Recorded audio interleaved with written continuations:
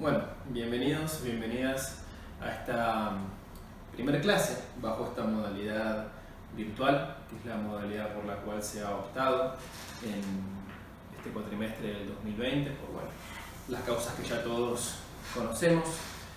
En nombre de mis colegas, Daniel Venturini, Daniel Cebrero y quien les habla, Jerónimo Torres Mateos, quería darle la bienvenida a esta primera clase de lo que es la teoría psicológico-cognitivo-conductual, que es la asignatura que nos reúne en este cuatrimestre. Y ustedes se van a encontrar dentro de esta plataforma, de esta nueva modalidad, una serie de materiales que no solamente está compuesta por videos, sino que también tendremos textos, artículos, guías de preguntas, PowerPoints. De hecho, esta clase que sigue a continuación va a estar acompañada por su PowerPoint para que a ustedes les resulte sencillo poder acompañar la clase con una guía más visual, más esquemática, y también guía de preguntas para los cuales va a estar a disposición nuestras consultas para sus interrogantes mediante esta plataforma. Bien, para organizarnos, ¿qué es lo que vemos el día de hoy? En primer lugar, lo que vamos a hacer es una pequeña introducción al programa, que también ustedes van a encontrar allí subido junto con el material, y ya les recomiendo que lo vayan hojeando y viendo como para tener una perspectiva de lo que va a ser la asignatura y poder organizarse. Y a partir de un primer vistazo a ese programa, la idea es poder meternos en los primeros temas que hacen a la unidad número 1, que ustedes podrán seguir viendo, que concierne a lo que ha sido históricamente el marco epistemológico sobre el cual se han sostenido las principales corrientes que nosotros vemos en esta asignatura, que son, por un lado, el conductismo, ¿sí? Lo que ha sido el comportamentalismo históricamente en psicología, y por otro lado, lo que ha sido la psicología cognitiva, la ciencia cognitiva, la psicología cognitiva y sus derivados aplicados dentro de lo que son las terapias cognitivas. También llamado, ustedes pueden encontrar este marco psicológico como teoría de los procesamientos de la información. ¿Sí? Cuando hablamos de procesamiento de la información, o hablamos de psicología cognitiva o de procesos cognitivos, estamos hablando de lo mismo, son sinónimos. ¿Bien? Muy bien, sin más preámbulos, vamos a entrar un poco en el tema. ¿Sí? La unidad número 1, bien, va a estar básicamente compuesto por la clase de hoy, ¿sí? Que son cuestiones epistemológicas. Vamos a ver cuál ha sido un poco el rol de lo que históricamente se llamó positivismo lógico en ciencia, o neopositivismo, cualquiera de las dos formas de denominarlo es correcta.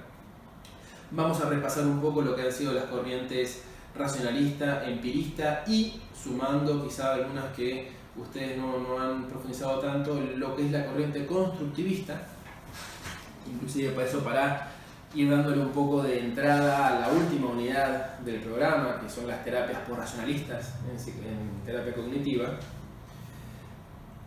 Y finalmente, y esto ya no está incluido en esta clase, van a encontrar material al respecto y otros videos para ese tema, lo que ha sido la denominada epistemología naturalizada, que es un poco la epistemología a la cual adhirió Skinner, que es uno de los autores y de los grandes pensadores del siglo XX, diría yo, que vemos en esta asignatura, y quizá es uno de los platos fuertes de la asignatura, y que ya les voy recomendando que le den importancia a esta figura de la psicología.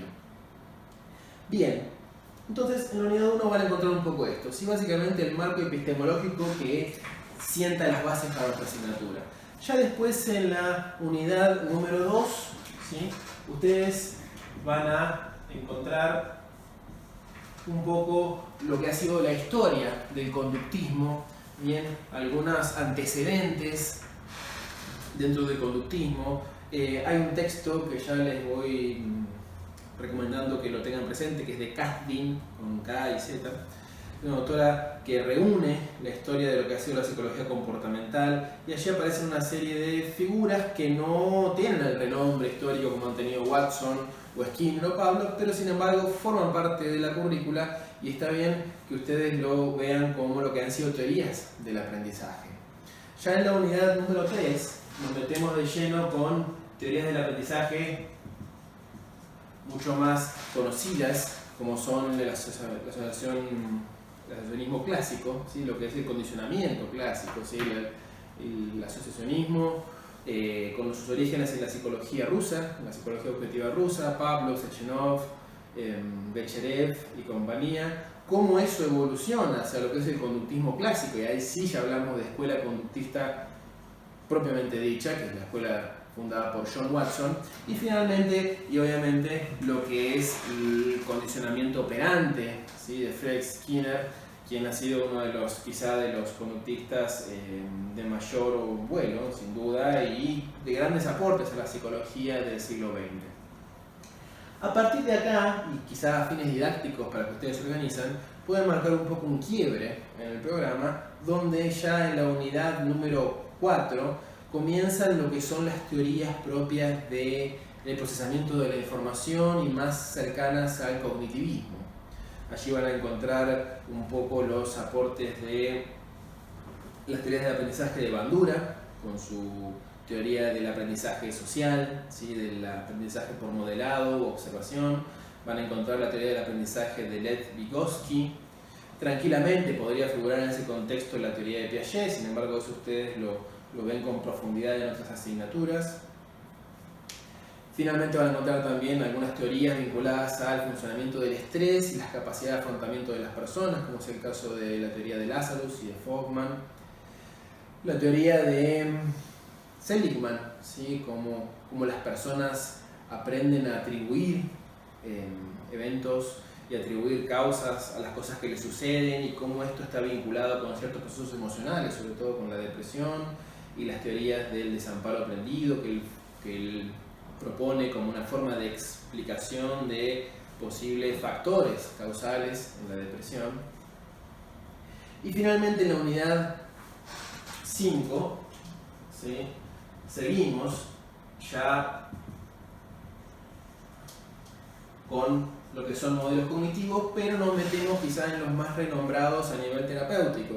Son famosas las terapias cognitivas racionalistas de Beck y de Ellis, y en el caso de la cátedra vemos en profundidad ambas, ¿sí? Como modelos similares que van muy de la mano, sin embargo tienen características distintas, pero están dentro de lo que nosotros llamamos, y esto ya lo vamos a ver más adelante, terapias cognitivas racionalistas. ¿Bien? Y esto lo mencionamos y lo destacamos porque para que ustedes vayan diferenciando de lo que se presenta en la unidad número 6 como terapias cognitivas post-racionalistas, remontándonos ya a los años 80, ¿sí? Son posteriores a los aportes de Beck y de Ellis, y quizás la figura más relevante o que ha tenido más desarrollo en este contexto es la figura de Vittorio Guidano, ¿bien? Quien funda lo que se llama la terapia constructivista en psicología cognitiva, en terapia cognitiva, o terapias post-racionalistas, ¿bien? Que son un tipo de terapias que tienen principios epistemológicos diferentes a las racionalistas, y ya a partir de esa base se entiende y se espera que la propuesta terapéutica desde lo teórico, etiológico de las enfermedades, e inclusive el proceder clínico, que ya no hace a esta asignatura, porque para eso hay una clínica en cuarto año de la carrera, sean diferentes entre las terapias de Beck y de Ellis y lo que vemos dentro de la terapia de Vittorio Guidano. Muy bien. Partiendo, yo les dije que para fines didácticos uno podría marcar un quiebre, ¿sí? Entre lo que son las teorías del aprendizaje conductistas y lo que ya hace al procesamiento de la información o las teorías cognitivas de la información. Esta partición es, nuevamente repito, que se entienda a fines didácticos. No existe ni históricamente ni de un común acuerdo entre autores ese momento en el cual se parten las cosas o se crea una escuela o surge un fenómeno. Son cosas que se van dando paulatinamente, de forma gradual, sin embargo a fines de poder entender históricamente cómo se han dado ciertos sucesos, nosotros ponemos este tipo de límites, ya sea por fechas, por descubrimientos o lo que fuere, como para entender un poco cómo evolucionan las teorías. Pero partiendo de este quiebre entre comportamentalismo y modelos cognitivos, arrancamos ya y nos metemos de lleno en lo que es la unidad número 1 de esta cátedra. En la unidad número 1 se presenta Vamos a borrar aquí esto. Los principales vertientes epistemológicas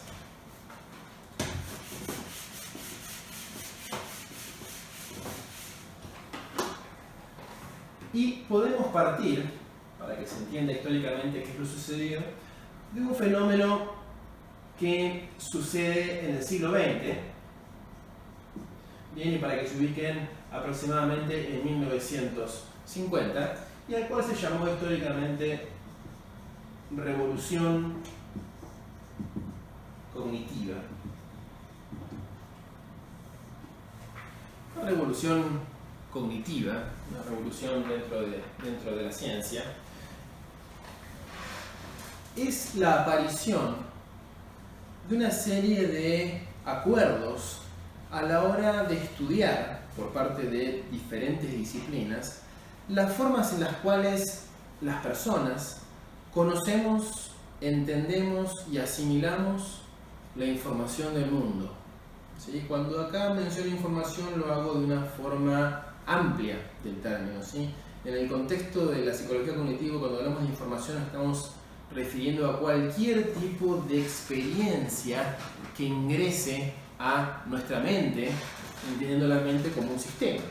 Por lo tanto, en este contexto aparece lo que llamamos ciencia cognitiva, y la ciencia cognitiva es mucho más que la psicología cognitiva. Cuando decimos ciencia cognitiva nos referimos a un conjunto de disciplinas las cuales de forma acordada estudiaron de forma multidisciplinar esto, ¿sí? La forma en la cual las personas procesan la información, almacenan la información, comprenden el mundo, relacionan y asocian la nueva información con información ya existente y todas las estructuras y los procesos que entran en juego en esos fenómenos, ¿sí? Es famoso, disculpen la desprolijidad, el famoso hexágono en ciencia cognitiva, ¿sí? Donde entre la neurociencia, la psicología, la inteligencia artificial, la lingüística, la filosofía y la antropología, estas 6 disciplinas fueron las que se abocaron a estudiar el conocimiento bajo esta óptica que acabo de describir.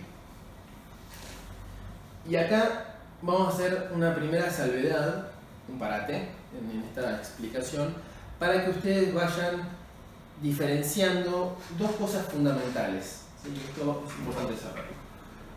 Tenemos por un lado lo que es psicología cognitiva y por otro lado, y distinto, tenemos lo que llamamos terapias cognitivas. ¿Qué significa esto?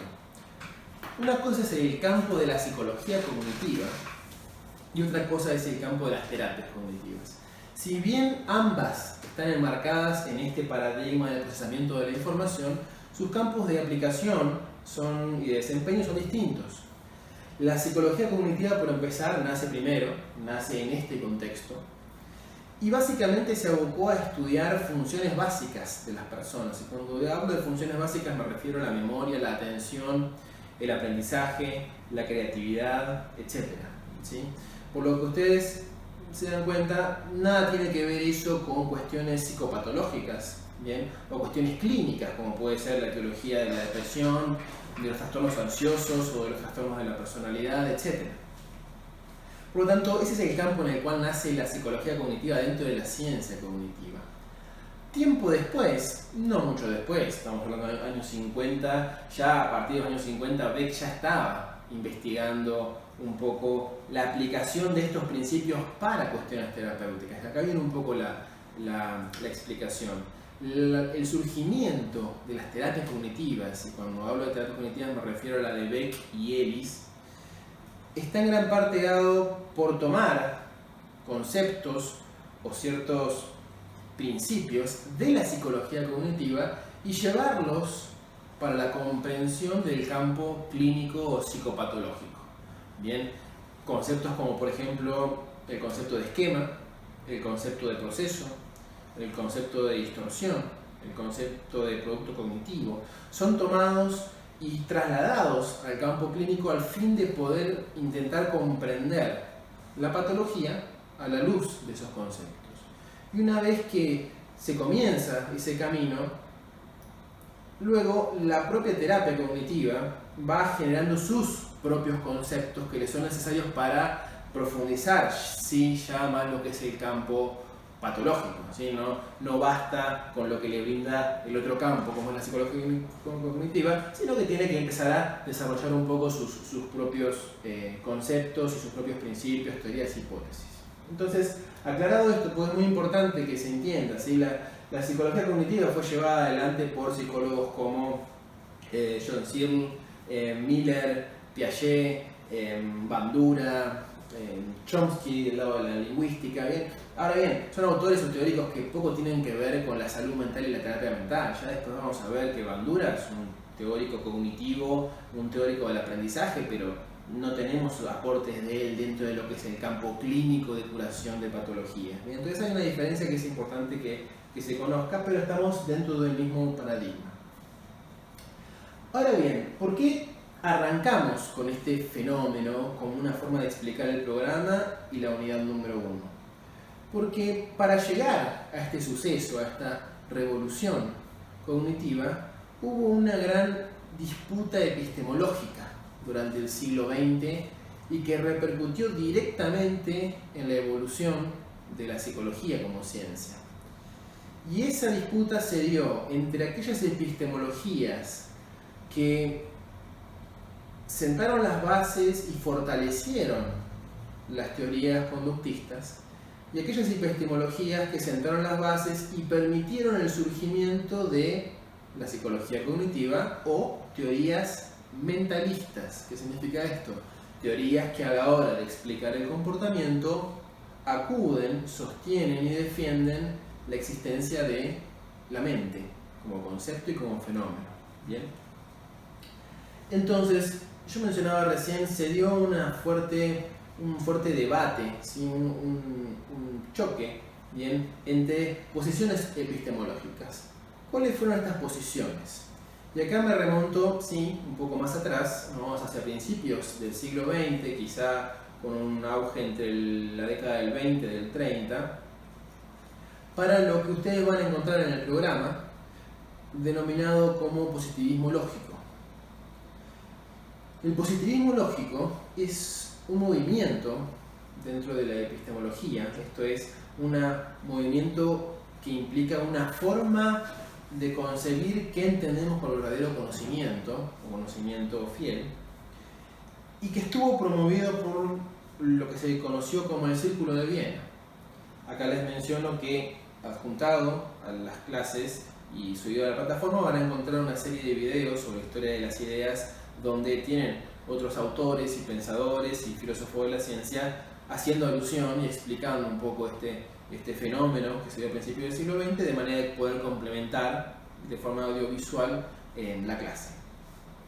Por lo tanto, volviendo un poco a esto, el Círculo de Viena es un grupo de pensadores de diferentes disciplinas que aparece hacia principios del siglo XX proponiendo una forma de entender el conocimiento y sobre todo lo que es la finalidad de la ciencia y el conocimiento.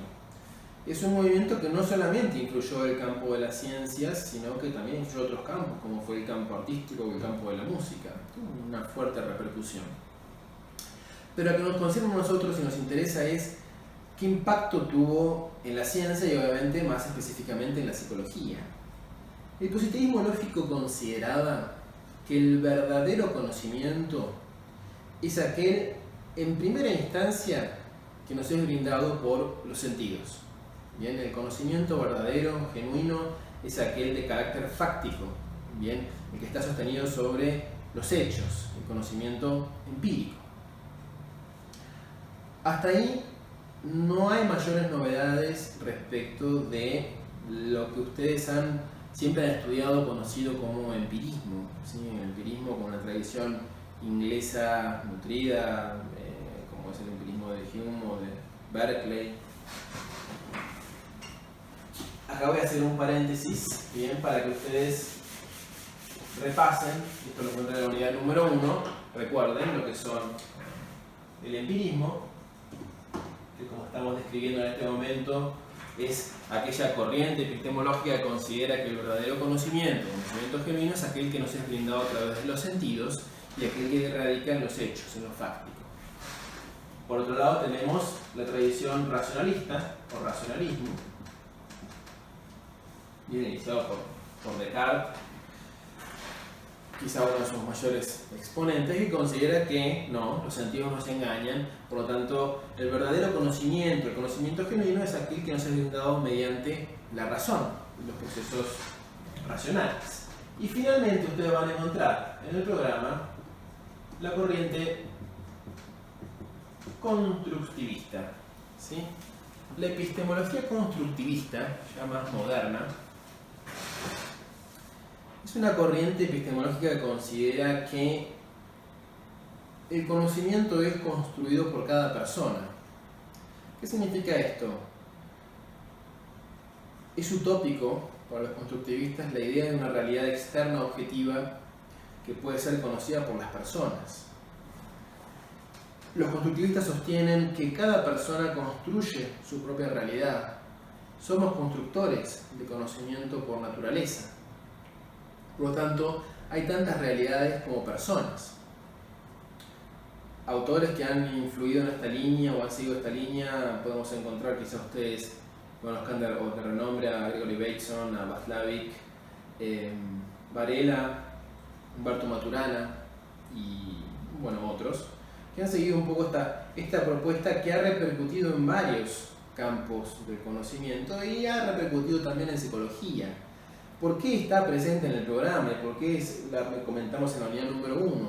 Porque es el marco epistemológico sobre el cual se sostiene la teoría de Vittorio Viano, que ustedes van a encontrar en la última unidad del programa, que propone una terapia cognitiva llamada posracionalista o constructivista y que parte de este marco epistemológico. Por lo tanto, al partir de esta concepción de conocimiento, donde cada persona construye su realidad y su conocimiento, la forma de entender la psicoterapia va a ser bastante particular. No vamos a meternos ahora en esto porque es tema de las últimas, o de la última clase inclusive, pero sí ya dejarlo como diferenciado, ¿bien? De hecho, fíjense ustedes que en el marco de constructivista no se puede hablar de conocimientos válidos o inválidos. ¿Por qué? Porque no hay un parámetro como es una realidad externa objetiva para comparar algo que yo he conocido y decir es más válido o menos válido ese conocimiento. Si cada uno construye su conocimiento, no podemos hablar de validez de un conocimiento. Se habla en ese contexto de viabilidad del conocimiento, ¿sí? Los conocimientos pueden ser más viables o menos viables, ¿bien? Pero, repito, eso ya lo veremos con mayor profundidad en la última clase de la última unidad. Volviendo al tema que veníamos desarrollando, yo les había mencionado que el positivismo lógico surge con el Círculo de Viena y que tiene una concepción del conocimiento como básicamente aquel que nos es brindado por los sentidos de carácter empírico, fáctico, basado en los hechos. Hasta ahí nada diferente del empirismo. Sin embargo, yo les había mencionado que era una concepción del conocimiento, una concepción del mundo y un proyecto casi de cuál es la misión de la ciencia en el mundo. Por eso, no solamente es una concepción empírica del conocimiento, sino que además también intenta generar un lenguaje construido a partir de ¿qué? Un lenguaje construido a partir de lo que es el análisis lógico que se hacen de los enunciados que fueron elevados a partir de los hechos, ¿sí? Ese lenguaje va a estar dado construido por la lógica, ¿sí? Y ese lenguaje tiene una finalidad, tiene un objetivo. Y el objetivo, y acá viene un poco el principio del positivismo, es lograr la unidad de todas las ciencias, ¿sí? Poder lograr una suerte de uniformidad del campo científico, y esta unidad estaría dada en parte por poder reducir mediante ese lenguaje, que sería la lógica, reducir todas las ciencias a la ciencia madre, que ustedes saben, la ciencia madre es, en este contexto, la física. ¿Sí? Ahora bien, obviamente, y esto es, acá es importante, esto es lo que nos importa a nosotros desde la asignatura y como psicólogos, obviamente, en este contexto, cobrando fuerza este positivismo lógico, la escuela de psicología que más se vio, por así decirlo, apoyada por esta postura epistemológica fue el conductismo. Y en aquel entonces, en aquella época, hablamos del conductismo de John Watson. ¿Sí? Recuerden que John Watson funda su escuela, no es que John Watson funda su escuela.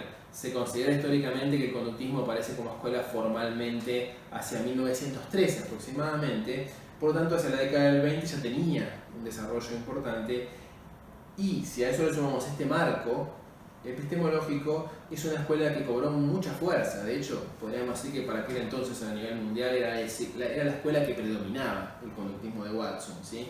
Es cierto, tenemos el funcionalismo de William James en Harvard, tenemos la escuela de la Gestalt ya funcionando en Alemania, tenemos el estructuralismo también en marcha, obviamente en parte de Europa las teorías de Freud, perfecto, pero lo que estaba predominando en América y tenía apoyo justamente epistemológico era el conductismo de Watson. ¿Bien? ¿Qué significa que tenía apoyo o soporte? Significa que era la escuela de psicología que calzaba en esta propuesta de conocimiento. ¿Por qué calzaba? Porque el objeto de estudio del conductismo es un objeto de estudio observable, donde la observación experimental es viable como método para llegar a ese objeto de estudio. Bien, el objeto de estudio del conductismo son los comportamientos observables y las contingencias ambientales que influyen sobre ese comportamiento en forma de estímulos o de consecuencias. Bien, por lo tanto, el objeto de estudio de la psicología conductista es de tipo observable. Por tanto, calzaba a la perfección en este proyecto positivista, y estamos hablando de un conductismo que dejaba absolutamente de lado cualquier tipo de terminología o de referencia a lo mental o al mentalismo. Era casi como una mala palabra hablar de mentalismo o de algo mental, cuando todas estas escuelas que acabo de mencionar eran de carácter mentalista. ¿Sí? William James estaba estudiando básicamente la función de la conciencia para la adaptación al medio y sus características, lo mismo los estructuralistas, lo mismo la tradición iniciada por Wundt del siglo pasado, ni hablar de psicoanálisis, que también es mentalista y además mentalista yendo hacia dimensiones poco corroborables desde lo experiencial, fáctico, observable directamente. Por lo tanto, esta escuela calzaba a la perfección en ese proyecto. De ahí la fuerza que ganó el conductismo hacia principios del siglo XX. En términos quizá empresariales, tómenlo como que tuvo un excelente sponsor en ese momento. Ahora bien, si el positivismo lógico hubiese triunfado como proyecto dentro de la ciencia, estaremos hablando hoy en día de una psicología puramente conductista, ¿sí? Donde el objeto de estudio es un objeto de estudio tan positivista como es el objeto de estudio de las ciencias físicas u otro tipo de ciencias. Sin embargo, eso no sucedió. Bien, y no sucedió porque ese proyecto positivista fracasó en algún punto, ¿sí? Encontró límites, bien, encontró obstáculos, encontró críticas que hicieron que se desmoronara en parte, y, como era de esperar, al desmoronarse un poco ese marco epistemológico, también perdió mucha fuerza la escuela conductista. Ahora, a continuación, lo que vamos a ver un poco es qué fue lo que explica ese fracaso o ese venirse abajo un poco de esta epistemología positivista. Esto que estamos comentando, se los comento ya de paso para que tengan presente, lo van a encontrar en la bibliografía, y para que se ubiquen, no se desorienten, en un texto de Castilla del Pino. ¿Sí? Ese capítulo que está ahí presente les va a permitir les va a actuar como soporte para esta clase, al igual que el PowerPoint, los videos y otro tipo de materiales que vamos a subir a la plataforma.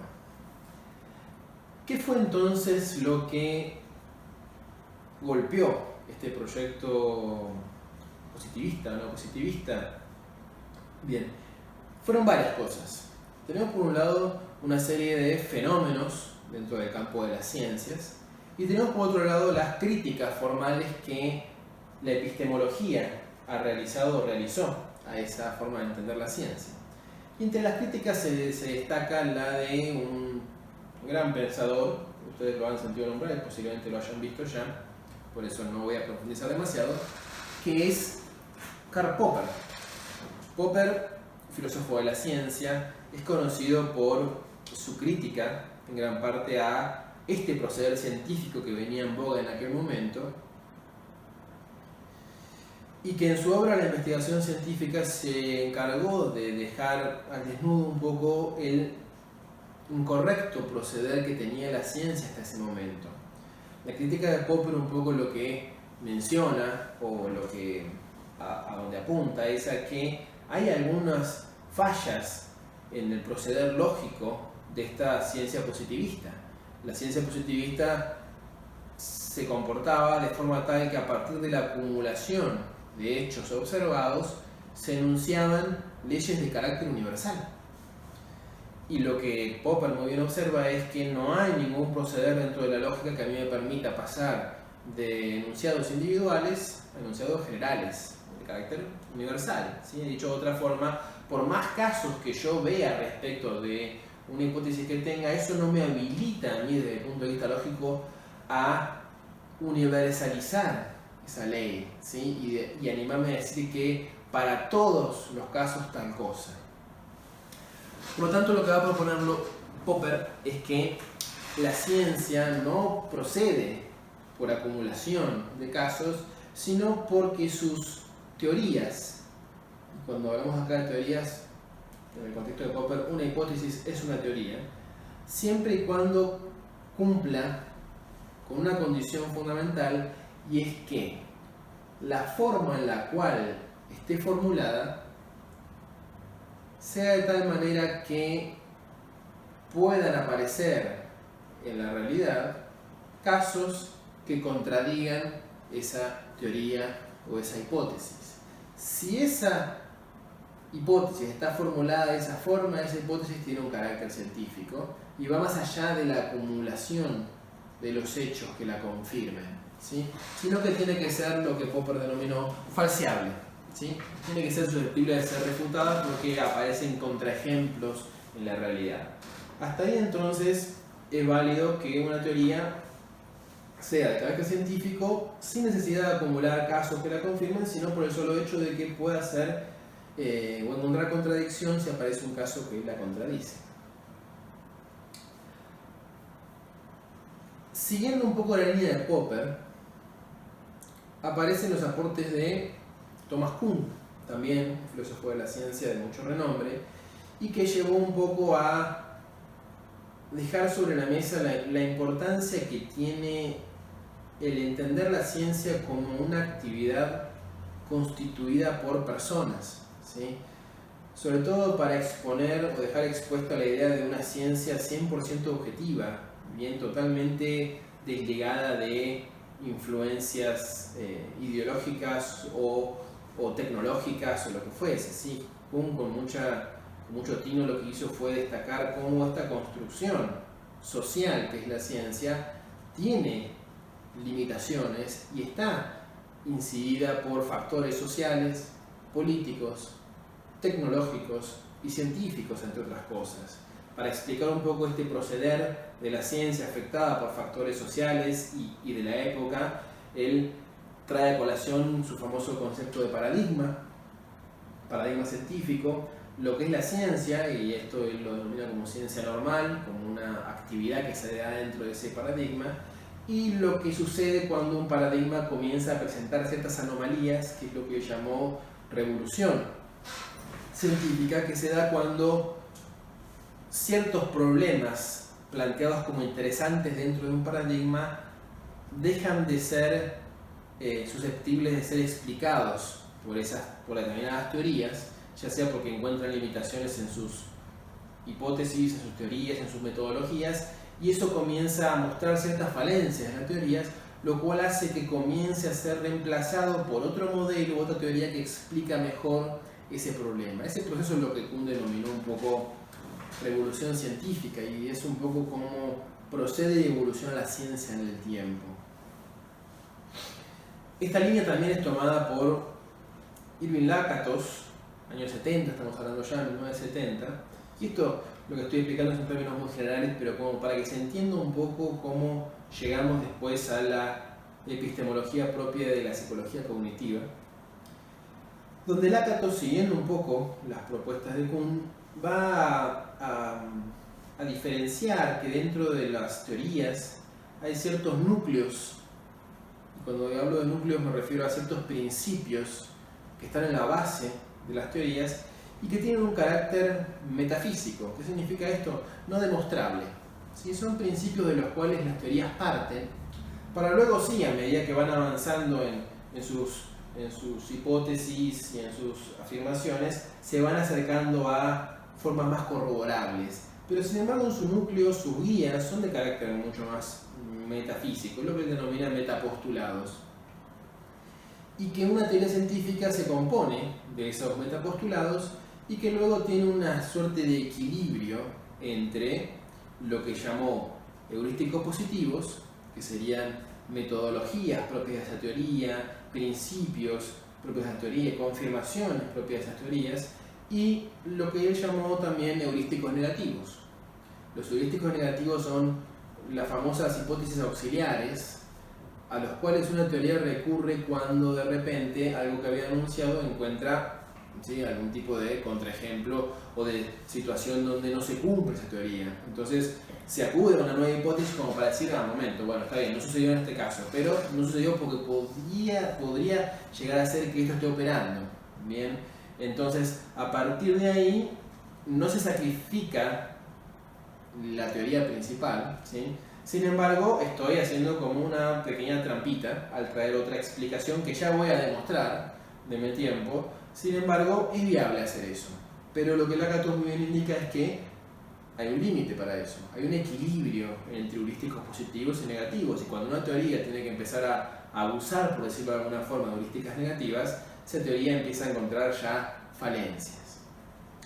Pero ¿qué es lo que nos interesa a nosotros en este contexto epistemológico?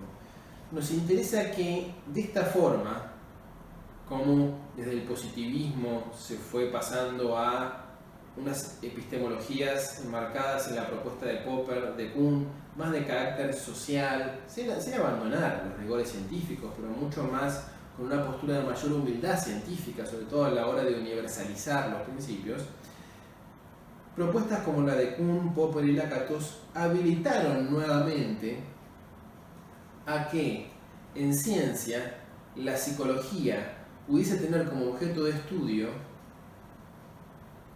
teorías, ¿sí?, que contemplen la mente sin por eso dejar de tener el carácter de ciencia o de conocimiento válido, lo cual hubiese sido totalmente impensado en un contexto de un marco epistemológico como el positivismo lógico, ¿sí?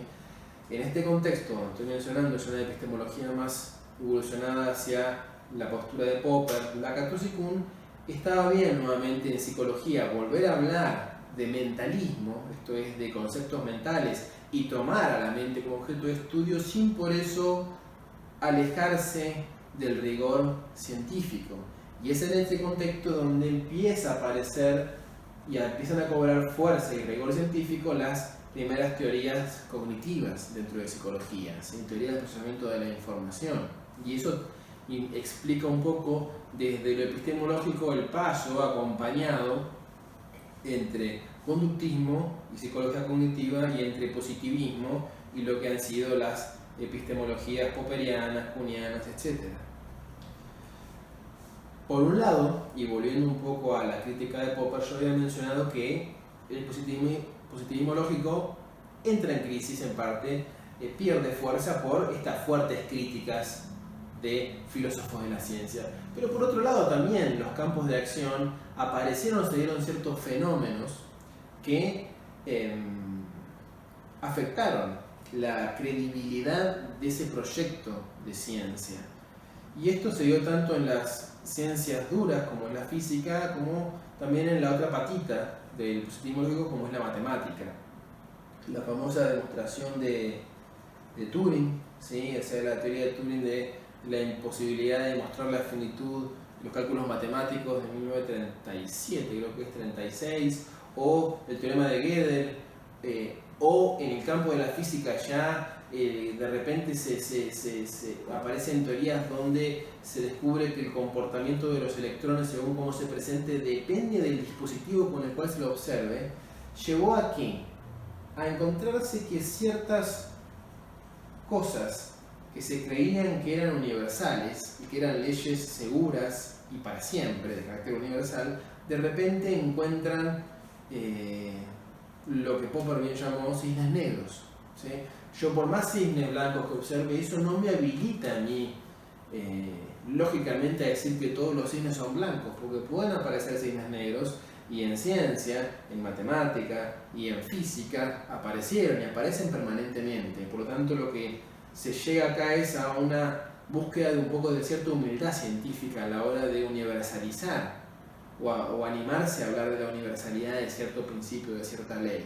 Bien, entonces por ese lado también, más allá de las críticas formales de los epistemólogos, también hubo ciertos fenómenos que se dieron en los campos de acción de la ciencia que vinieron a refutar un poco o a mostrar la imposibilidad de ese principio de generalidad de universalidad de la ciencia con ese nivel de ambición en ese momento. Muy bien.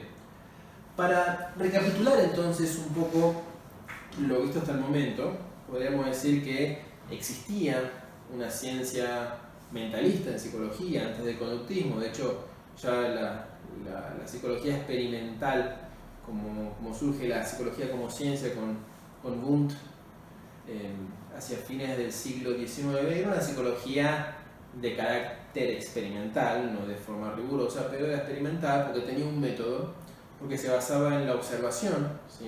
Porque tenía un método experimental que era, en ese contexto se lo denominó introspección, y cumplía con ciertos requisitos propios de las ciencias. Obviamente no lo era para Watson, de hecho Watson fue un gran crítico de la introspección como método, creía que tenía muchas debilidades, de hecho las tiene, ¿sí? Sin embargo, había una psicología mentalista hacia fines del siglo XIX y principios del siglo XX que pierde mucha fuerza con el auge del conductismo, pero que vuelve a surgir en este contexto y bajo las explicaciones que acabamos de ver de la epistemología, vuelve a surgir con fuerza hacia los años 50 y lo hace bajo la forma de la ciencia cognitiva, ¿sí? De lo que es la psicología cognitiva. Se vuelve a habilitar la posibilidad de que en ciencia se pueda estudiar la mente. Bien. Por lo tanto, de esta forma se entiende cómo la psicología cognitiva comienza a desarrollar sus principios, y ahí encontramos una serie de autores que empiezan a promover sus teorías. Ahí aparece Albert Bandura, Noam Chomsky, Jean Piaget, Lev Vygotsky, Searle, Miller. Aparecen muchos autores que empiezan a promover teorías del aprendizaje basadas en conceptos cognitivos, y empieza un poco a generarse un cierto desgaste de lo que es el conductismo comportamentalismo, porque también es cierto que había cosas que no llegaba a explicar como paradigma. Sin embargo, ya hacia los años 50 y 60, quien sigue un poco su marcha y mantuvo siempre su postura respecto a la teoría del aprendizaje es Frederick Skinner, quien además podríamos decir que tuvo su propia concepción epistemológica con lo que se conoce como epistemología naturalizada, una epistemología muy influenciada y basada en los principios evolutivos propuestos por Charles Darwin, inclusive traduciendo el conocimiento humano a términos de leyes de la naturaleza y conocimiento como factor de adaptación. Sin embargo, eso lo dejo para que lo vean en el otro material que está cargado en la plataforma. Y volviendo un poco a la psicología cognitiva y su surgimiento, ya acabado este marco epistemológico, van a encontrar ustedes, y se los menciono porque lo van a encontrar en el texto para que se orienten, 3 principios fundamentales que ha tenido este modelo. Y cuando digo principios me refiero a lo que Lakatos tranquilamente podría haber llamado metapostulados, que están ahí en la base, ¿bien? Y son el mentalismo, el funcionalismo, obviamente no tiene nada que ver con la escuela, ¿sí? Hace alusión a la idea de función, y finalmente la famosa metáfora del procesamiento de la información. ¿Qué son estos 3 pilares de la psicología cognitiva? El mentalismo.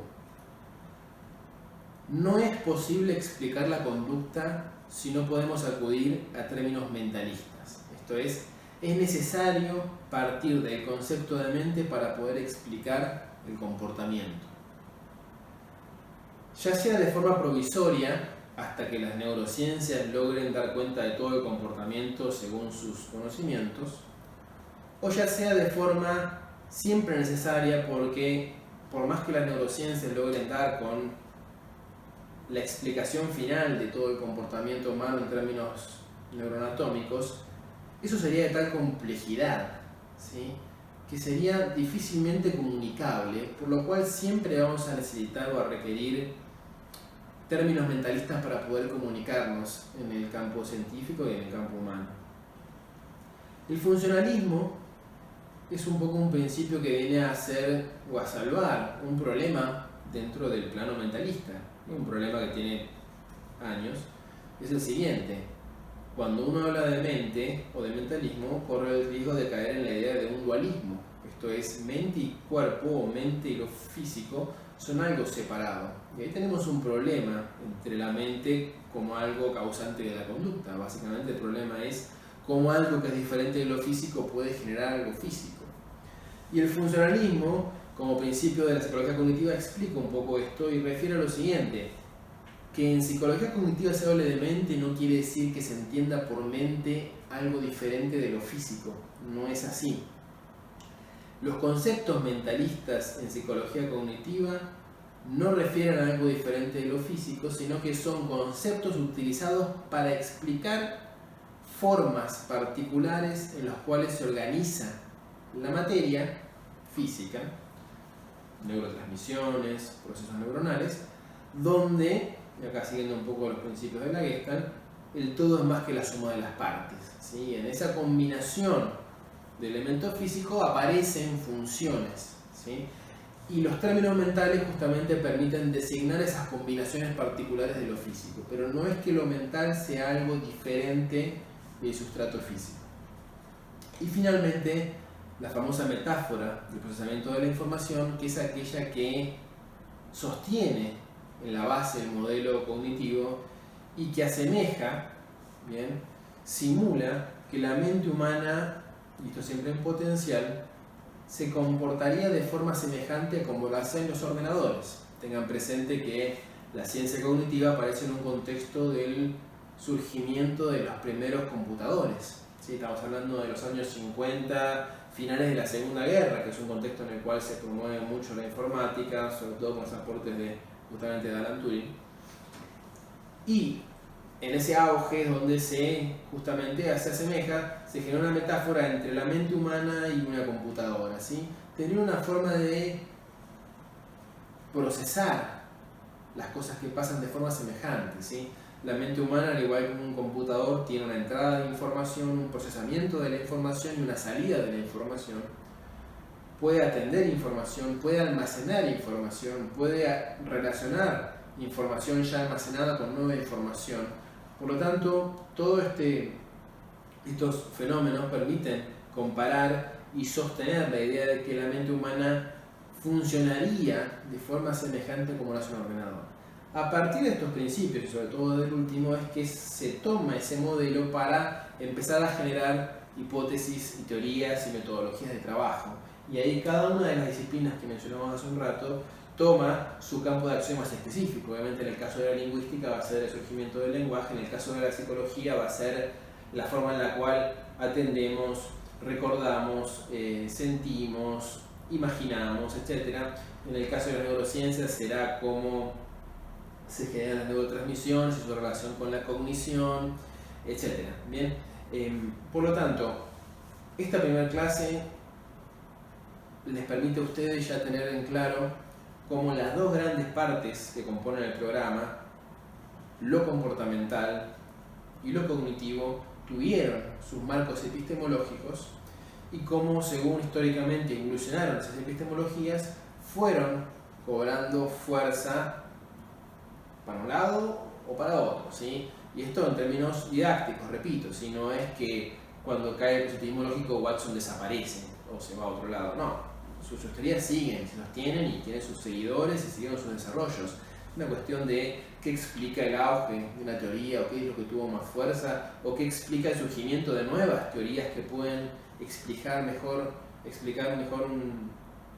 un problema o utilizar mejor ciertas metodologías. Bien, entonces esta primera parte, esta clase está dada para que ustedes tengan este apoyo, ¿sí? Y puedan ir tranquilamente al texto de Castilla del Pino, entender un poco cuál fue el contexto epistemológico en el cual cobró fuerza sobre todo el conductismo de Watson, que, como ya veremos en las siguientes clases, está construido sobre los principios de Pavlov, ¿sí? De los psicólogos rusos sobre el aprendizaje, y en Norteamérica cobra un mayor vuelo, ¿sí? Sobre todo por su teoría del aprendizaje de las emociones y el condicionamiento clásico, y cómo este contexto epistemológico realmente le dio mucha fuerza por las características de su objeto de estudio y cómo las críticas epistemológicas y el avance de la ciencia fue habilitando a que nuevamente cobrase fuerza una psicología científica, pero que refiriese a constructos mentales,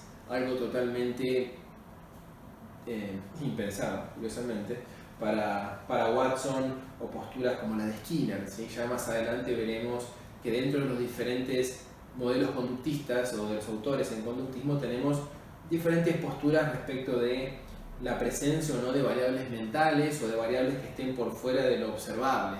Bien, eso ya es tema de otras clases, pero también tenemos esos matices dentro del conductismo mismo y es parte de la evolución de estas teorías. Ustedes van a ver que en el programa que son todas teorías del aprendizaje, al fin y al cabo son todas teorías sobre cómo se adquiere el comportamiento, sobre cómo se adquiere el conocimiento en otros casos, pero son teorías del aprendizaje que la idea es que ustedes puedan llevarse una impresión y un conocimiento vasto sobre estas teorías para poder luego aplicarlos en el caso de la clínica que tienen ya en cuarto año, poder tener las bases necesarias para ver la aplicabilidad de estas teorías en aspectos clínicos, ¿sí? O en aspectos prácticos.